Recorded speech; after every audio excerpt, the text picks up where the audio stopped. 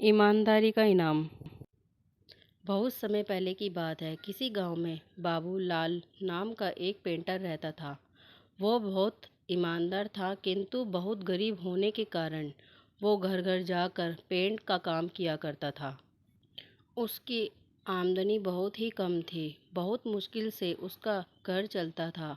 पूरा दिन मेहनत करने के बाद भी वो सिर्फ 2 वक्त की रोटी ही जुटा पाता था।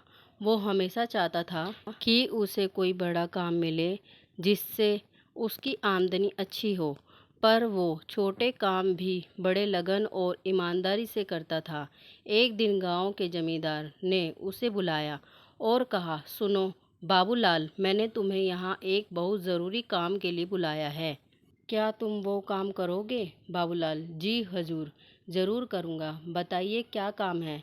जमींदार, मैं चाहता हूँ तुम मेरे नाव पेंट करो और ये काम आज ही होना चाहिए। बाबूलाल, जी हजूर, ये काम आज ही कर दूँगा। सामान लेकर जैसे बाबूलाल आता है, वो नाव को रंगना शुरू कर देता है।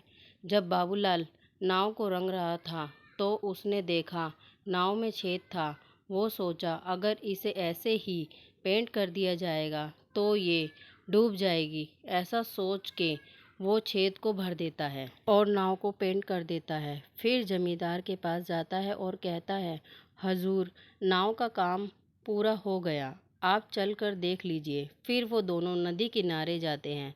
नाव को देखकर जमींदार बोलता है, अरे वाह बाबूलाल, तुमने तो बहुत अच्छा काम किया है। ऐसा करो, तुम कल सुबह आकर अपना पैसा ले जाना। उसके बाद वो दोनों अपने अपने घर चले जाते हैं। अगले दिन जमींदार के परिवार उसी नाव में नदी के उस पार घूमने जाते हैं। शाम को जमींदार का नौकर रामू, जो उसकी नाव की देखरेख भी करता था, छुट्टी से वापस आता है और परिवार को घर पर ना देखकर जमींदार से परिवार वाले के बारे में पूछता है। जमींदार उसे सारी बात बताता है। जमींदार बात सुनकर रामू चिंतित में पड़ जाता है।